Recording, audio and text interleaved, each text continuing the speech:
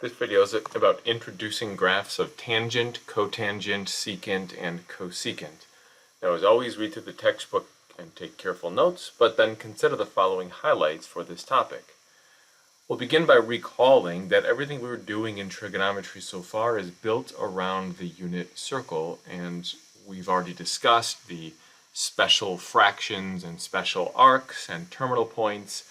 We'll be reviewing and using that going forward, so it's always good to keep that fresh and even write it out here and there by memory just to make sure it's still close at hand. Now, in this topic, we're going to recall also that we've already defined many of these trig functions. So we've discussed previously that tangent is really equal to sine over cosine. Cotangent would be the reciprocal of that, cosine over sine. And then secant is 1 over cosine, and cosecant is 1 over sine. Again, see previous topics or previous videos for those introductions. But now we're recalling and going to use them as we discuss their graphs. Let's take note that anywhere these functions include division by 0, and notice that can certainly occur because we're dividing in every case, and so when those denominators, which could include cosine or sine, when those denominators equal 0, that would include division by 0, and in those cases their graphs will have a vertical asymptote. And this is not unfamiliar. There are various graphs in algebra that have a vertical asymptote. Perhaps a rational function would be an example of that. And so maybe that's a bit distant in your memories, but nonetheless, if you're dividing by 0, you get something that's called undefined, and that's typically the location of a vertical asymptote. And so certainly those can and will occur with these trig functions for that same reason. Now let's also note that we've discussed previously some of the period lengths for some of our functions. Specifically, we've already done graphing with sine and cosine, and the period of those was 2 pi, as you may recall. Well, it turns out that secant and cosecant have the exact same period. Now notice that they're defined in terms of sine and cosine, right? Secant is 1 over cosine, cosecant is 1 over sine, and so really those definitions involve sine and cosine. And guess what? They all share the same period as a result. It's 2 pi. So that's for sine, cosine, cosecant, and secant. They all have a period of 2 pi. However, tangent and cotangent, those have a period of just pi, as we'll be seeing. And so remember, the period is how long it takes for the function to go back to cycling through the same output values. For an ongoing set of inputs. You saw that happen with sine and cosine, and it also happens with tangent and cotangent and cosecant and secant. So we'll see that develop as we go, but make sure to note the differences in those periods there. This is something to commit to memory, but with some practice and doing some examples, I think it will not be that hard to do. All right, well, let's look on now to some examples of the actual graphs. We're going to graph the parent functions. Now recall, we've done in the cases of sine and cosine, we graphed the parent functions for sine and cosine, and then we transformed them by moving them, shifting them, reflecting them, things like that. Well, we're going to follow the same pattern for the other trig functions here, and so we'll start with the parent functions. Now, we want to graph one period, which is just what it's specified in this particular example here. Of course, in some cases we might graph 2 periods or more, but for now we're just going to start with 1. And to begin, we'll work on tangent. So we're going to graph y equals tangent of x. But let's recall that we know the definition of tangent, as written above, is really just sine over cosine. And so tangent of x is really just sine of x over cosine of x, again, as we recalled earlier.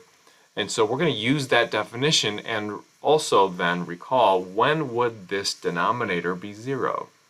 So we'll say here cosine of x, which is our denominator, equals 0 when x equals, and then now it's a matter of knowing the unit circle well enough to know when this would happen. If you go back up to the unit circle, which I've pre-printed or reprinted in this notes section, it's in previous ones, and hopefully by now you can even draw most of it by hand or maybe all of it. You'll notice that recall that the cosine values are the x coordinates of all the terminal points. Terminal points are all these points where maybe the special arcs would be stopping along the unit circle as you go around it. And those coordinate points have x and y coordinates. And so when the x coordinate is 0, that's when the cosine would be 0. Well, you can tell that that happens at pi over 2 at the top of the circle. The x coordinate there is 0. And then can you tell when else it'll happen? Yes, at the bottom of the circle.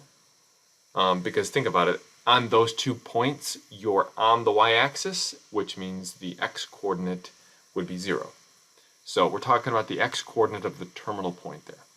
Okay, so that occurs in 2 places within 1 wrap of the circle. Of course, as you keep wrapping around the circle, that would keep happening. And so let's note that or denote that in a certain way that kind of indicates that. So we'll say when x equals pi over 2, or you could say 3 pi over 2. That's the bottom, so that's the top and the bottom of the circle as we saw above. But then if you kept going, it would keep occurring. So instead of trying to list them all, which you can't, they go on forever, what you might typically see is a way of representing all the possibilities with almost like a little formula. So you might say that this occurs, in other words, cosine of x is 0 when x equals, and then we'll put the first time it occurs within 1 wrap of the circle. That was up at the top at pi over 2. And then when else does it occur? Well, as we observed in the circle above, it occurs at the top and the bottom of the circle. No other time or at no other place on the unit circle is the x-coordinate 0. So if we started at the top of our circle and then try to figure out when's the next time it'll happen, well, how far would we have to go before it happens again at the bottom? Well, let's think about it. That's half of a circle, which would be a distance of pi. Yes, I know that pi is typically on the left side of the circle, and that's, when we're starting from standard position on the right side and so on. But for now, if we just think of it in terms of distance, then really halfway around the circle is pi in terms of its radians or its distance on the circle. So with that being the case, or the special arc you could say, what we could say for this little formula here is that cosine of x equals 0 when x equals pi over 2 plus any multiple of pi. So what we could say is plus k times pi, where k is just some integer.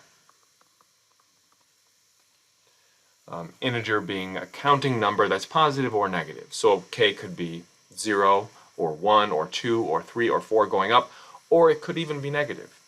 And that would work in this formula too, because if you're multiplying pi by a negative k value, it would make it a negative pi, which simply changes the direction you're moving around the circle, but it still would take us the same distance of pi.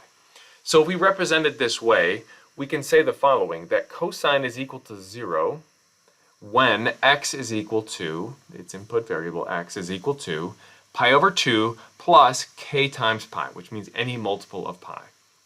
Now, why does that matter? Because when cosine is 0, in the case of this tangent function, we know we're going to have a vertical asymptote, right? Cosine of x is our denominator, and so when does that equal 0?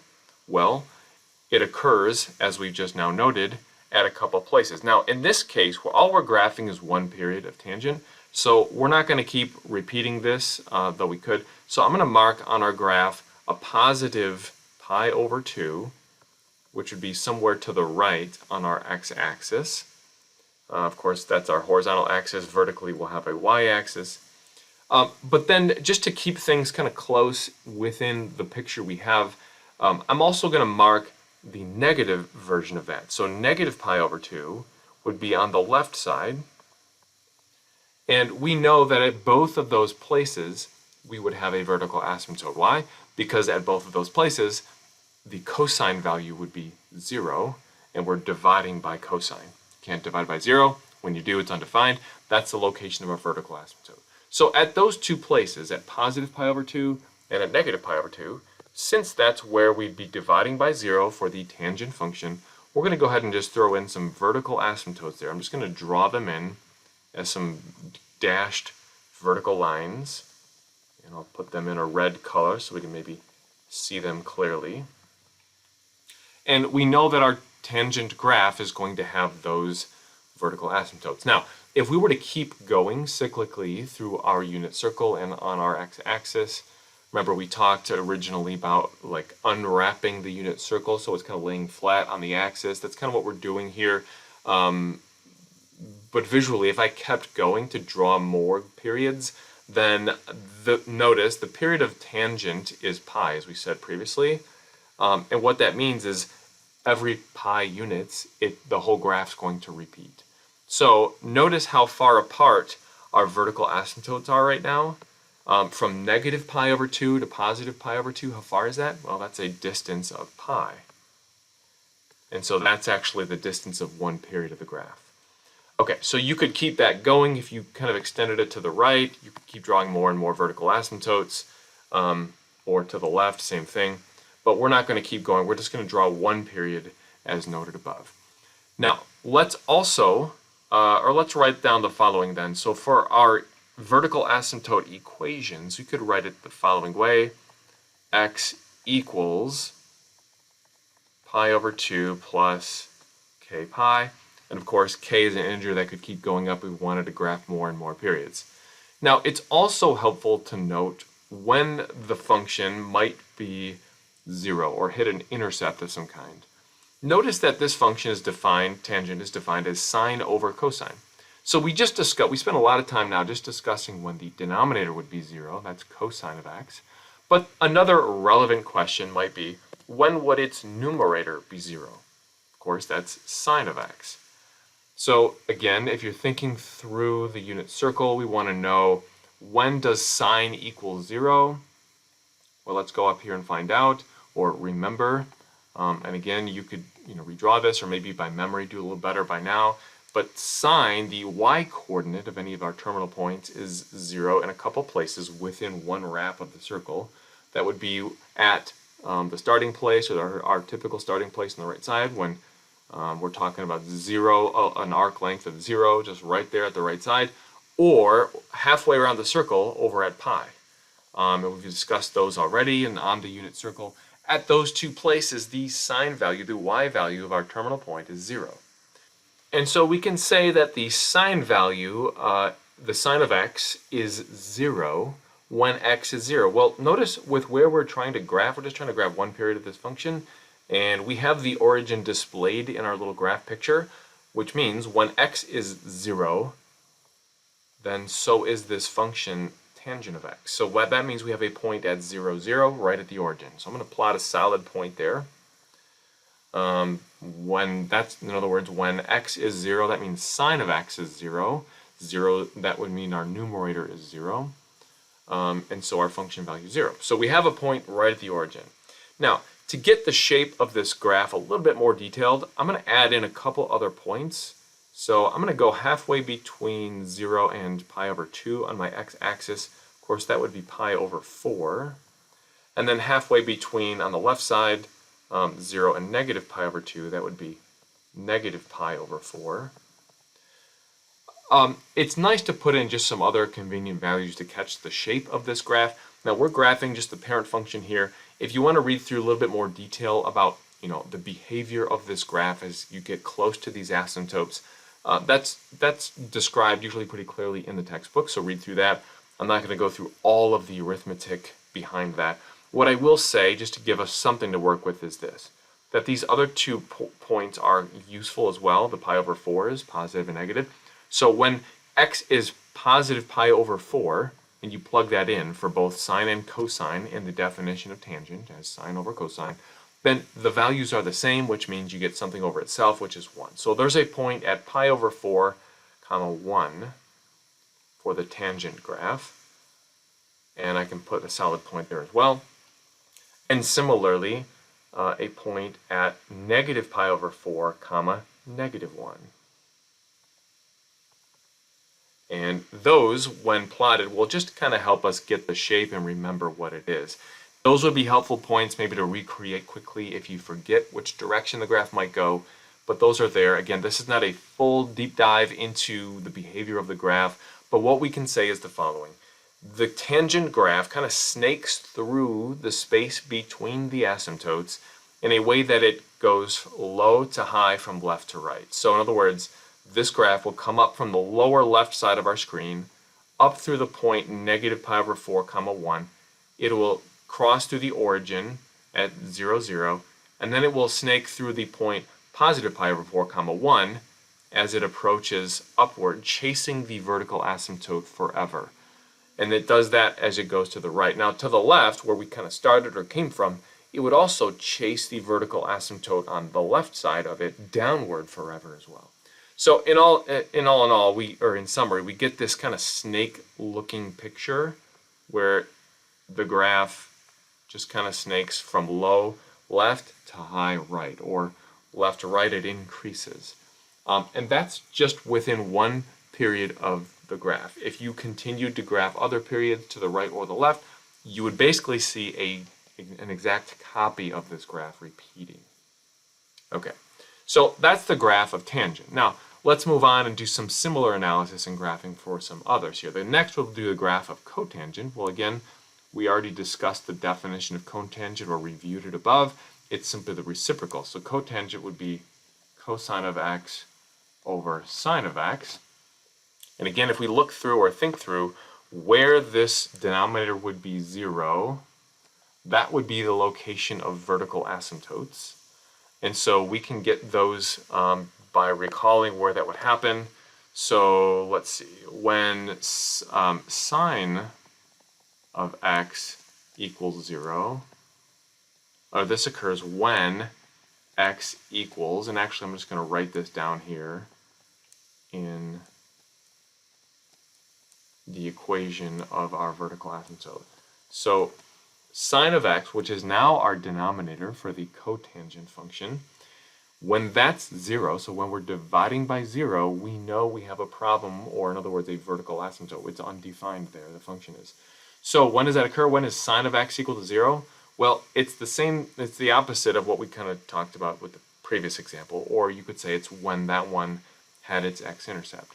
So in other words, sine is 0 in this case when x is 0, starting at the right side of the unit circle, plus, and then again, if you go back up and recall what we've already kind of discussed, sine is 0 at 0 and at pi. So that's, again, a halfway around the circle, you hit it again.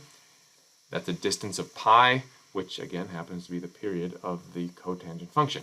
So we'll say it's 0 plus k times pi, again, where k is some integer, but the 0 is really unnecessary to write there, so we could just say it's k times pi.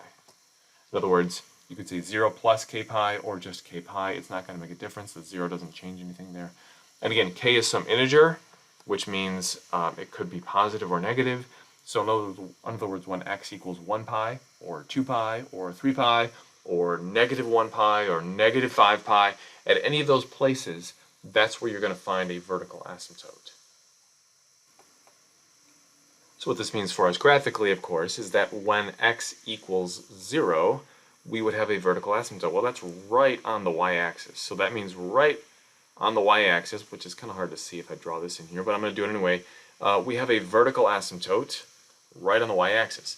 That's when x is 0. Again, we're just using the standard setup where we have an x-axis horizontally, a y-axis vertically, and then any other multiple of that. So if x equals k times pi, like what if k is 1? Well, that means at pi, 1 pi, which I'll mark somewhere to the right, we would have another vertical asymptote. So I'm going to draw one in there as well. Because that's exactly where the next one would be. Now, if I wanted to go the same distance to the left, negative pi, I would draw yet another vertical asymptote. Notice this time that the distance between these vertical asymptotes, just like it was for tangent to the left that we did first, the distance between the vertical asymptotes happens to be pi, and guess what? That's the period of this function for cotangent. So if I then mark out two vertical asymptotes, I'm really looking at the space between them as one period, and that's what we're trying to graph. So I'm going to do that. Now, halfway between where those two vertical asymptotes lie, we will find an x-intercept.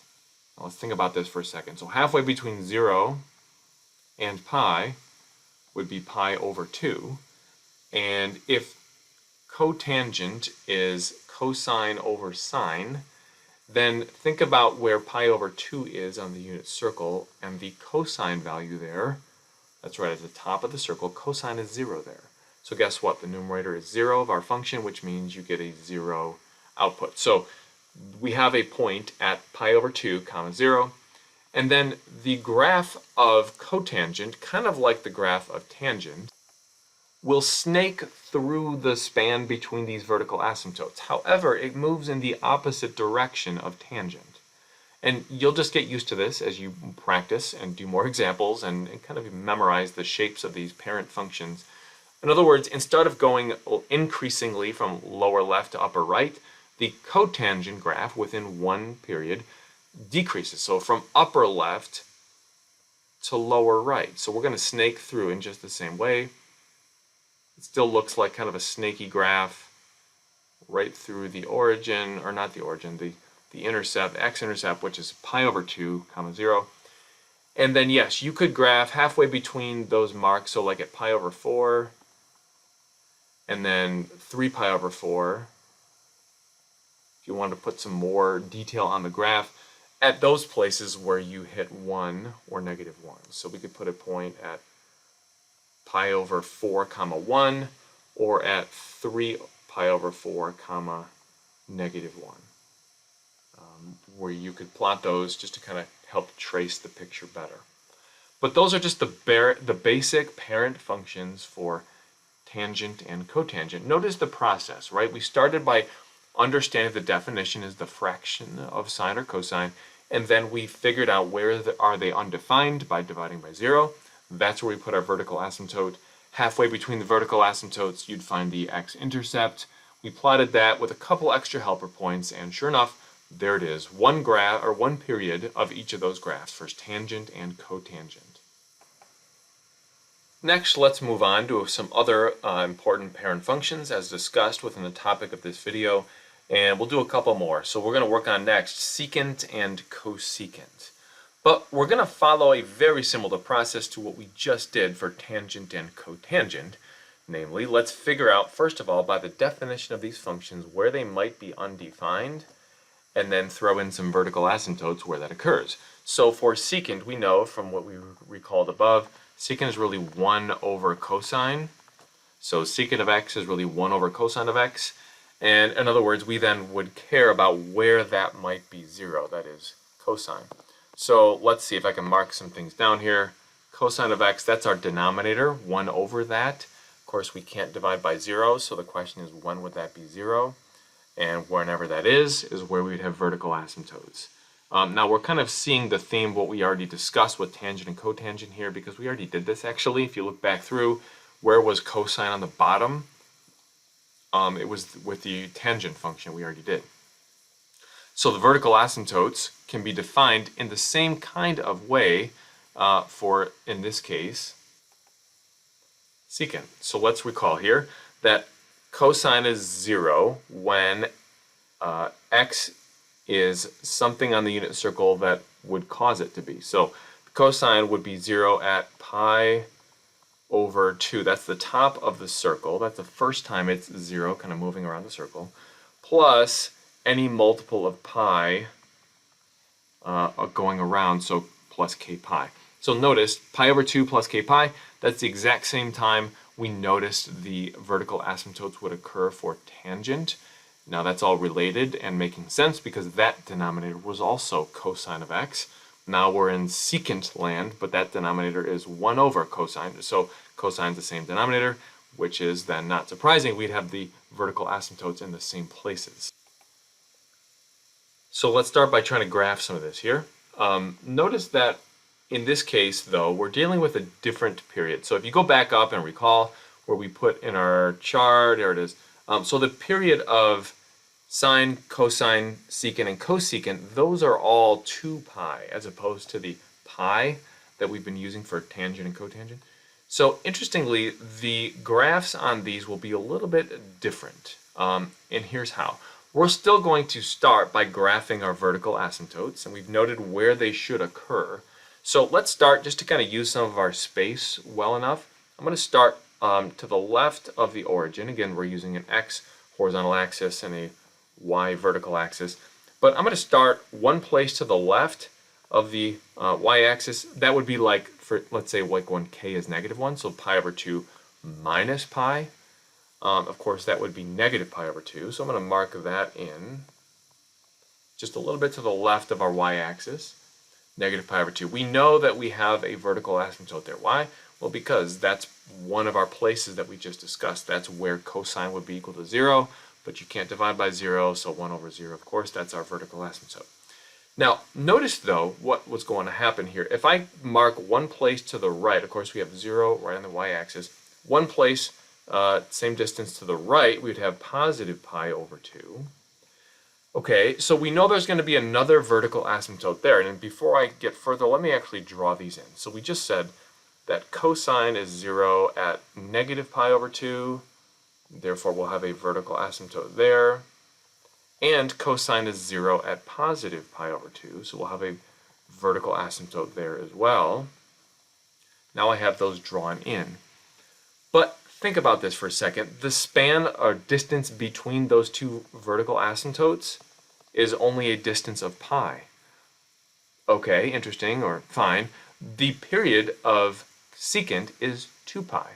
So in order to get one period drawn on this, we're going to have to go a little bit further. And to do that, I'm going to draw one more segment. Now remember, we're adding multiples of pi to each of these. So and that's how far apart these first two asymptotes are. So the question would be, well, how far would I go to get another asymptote? Well, let's see. If I added pi to pi over 2, what would I get?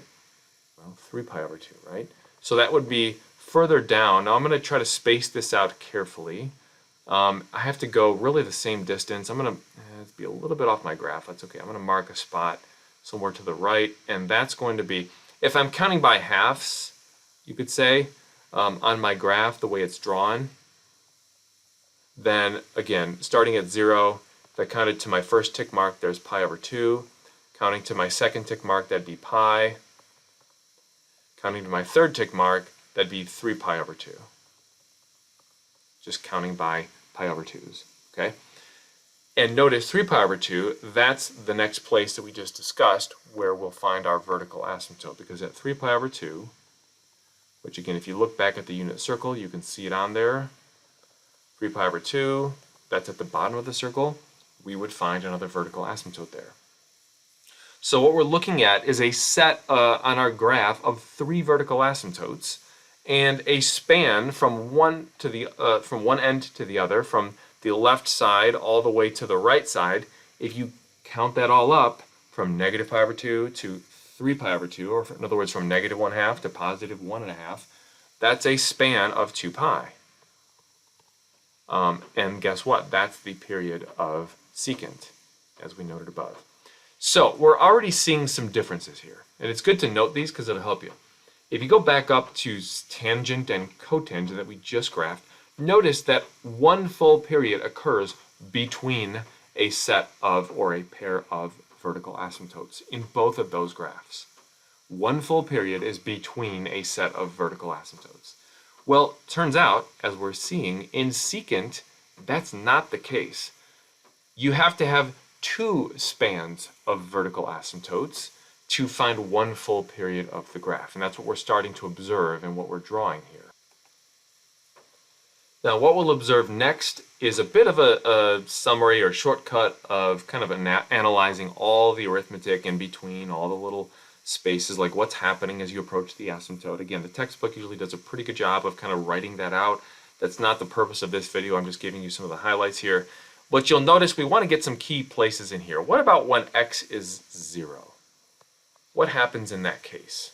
Well, look at our function. Secant is 1 over the cosine of x. So what happens there when x is 0? Well, at 0, the cosine value of x, or cosine of 0, that's at the right side of the circle. Again, go up to the unit circle and review as needed. At 0, we're talking about 0 as in the arc length 0, and there the cosine value on the right side there is 1. So what we can say is when x is 0, or at x equals 0, the cosine of 0 is 1. What does that mean? That means we have a point at 0, 1. So I'm going to mark that on our graph. So when x is 0, right on the y-axis, we have a solid point up at 1 on the y-axis. Okay? Now think a little bit further here. At x equals pi, let's go between the other set of asymptotes just to kind of balance things out here. So when x equals pi, the cosine there, the cosine, in other words, of pi, look at the unit circle, it's going to be negative 1. So I can go on my graph and mark another key point. I have the point pi comma negative 1, and I'll mark this on here. So vertically we're at negative 1 on the y-axis. There's a point though when x is pi, y is negative 1. So I'm going to put a point right there. What you'll notice then about the graphs of these functions, or this function here, we're just focusing on secant right now, is that it actually ends up being a U-shaped graph that's kind of chasing the asymptotes and using those 2 points that we just plotted. So it's going to go, in other words, it's going to hit the point 0, 1, and then it's going to be a U-shaped graph that finds a bottom at that point 0, 1, and then chases the asymptotes going upward in each direction. At pi, so when x is pi, it's going to be a U-shaped graph that finds its top or its highest point there, and then chases the asymptotes downward in each direction. So what you're seeing are these two like repelling or U-shaped graphs facing a different or opposite directions. One's going up, one's going down, and it's hitting those points and staying bound within those vertical asymptotes as we've just described. So that's our parent function for secant, and notice that's one full period, and it involves 3 asymptotes and 2 branches of the graph, you could say. 2 of those U-shaped things. But that's one period. If you were graphing more periods, of course, you could extend this by basically just copying it to the right or to the left to add in more periods. But let's move on to the next one, which you'll find a lot of similarity with. So lastly here, cosecant. Well, as we defined or reviewed above, cosecant is really 1 over sine. So we're talking about 1 over sine of x. And as we've been discussing already, then it's relevant for us to know when does sine equal 0, because that's when the vertical asymptotes will occur.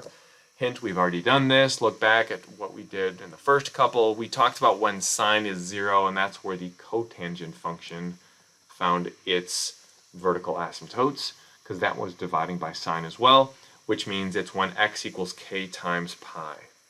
So x equals k pi. That will be the location of our vertical asymptotes for cosecant. So let's get some things graphed in here. On our axis, of course, we're still using here x-axis horizontally, y-axis vertically. K pi, right, that's our vertical asymptotes. That means there would be one at, or when x is 0, right? Because you can't, or when x is 0, the sine of 0 is 0, and we can't divide by that, so that would produce an undefined value, or in other words, a vertical asymptote. Which means, just like we saw above for the graph of cotangent, which was also dividing by sine, you have a vertical asymptote right on the y-axis. So we'll go ahead and just draw one in there. Right on the y-axis would be our first vertical asymptote. And if those occur every k times pi spaces, or in other words, every multiple of pi, then you'd have another one at 1 pi, which I'll mark on the graph also, and even another one at 2 pi, which I will also mark. And I'm kind of cramming this in here just to make the point or get a full period. Remember, the period of cosecant, as we just reviewed above, would be 2 pi. You could do that moving to the right or to the left or both, but I'm going to just go from 0 to 2 pi just to kind of mark one full period on here. And we just described or discussed that we'd have a vertical asymptote right on pi. I'm going to mark that in there. These are getting a little bit narrow, but that's okay. And then one right at 2 pi, because those each fit the definition of where our vertical asymptotes are defined, which also correlates with where sine is 0, which you can't divide by, so that's why it's undefined, and we're getting a vertical asymptote there. Okay, so we have now, again, 3 vertical asymptotes plotted, just like we did with secant to the left. This time, though, we're kind of crammed in all to the right side, just kind of by the nature of where the values are in this graph. And then between those, so halfway between each of those vertical asymptotes, of course, we'd find pi over 2 there, and then 3 pi over 2. If you were kind of marking those or counting by pi over 2s, you'd hit those places. And what you would find is that you have some key values there as well. If you look at where x is pi over 2, we're talking about our function being 1 over sine of x. Well, at pi over 2, that's the top of the circle, sine is positive 1 up there. So that means we're going to have a point at pi over 2, comma 1. I'm going to mark that. If you think about where x is 3 pi over 2, that would be the bottom of the unit circle. You can see that above. And of course, the sine value there is negative 1, so we'd have a point downward. The graph shapes of cosecant are just like secant. They're going to be these U-shapes, and they're going to chase the asymptotes and use the points that we just plotted. So we have a U-shape between 0 and pi going upward, and then between pi and 2 pi, there'd be one going downward. They're always kind of moving in those opposite directions. Again, full detailed analysis of the arithmetic of what happens when you approach the asymptote and all that would be in a textbook. That's beyond the scope of this video. We're trying to get the basic parent function graph understood and visualized here.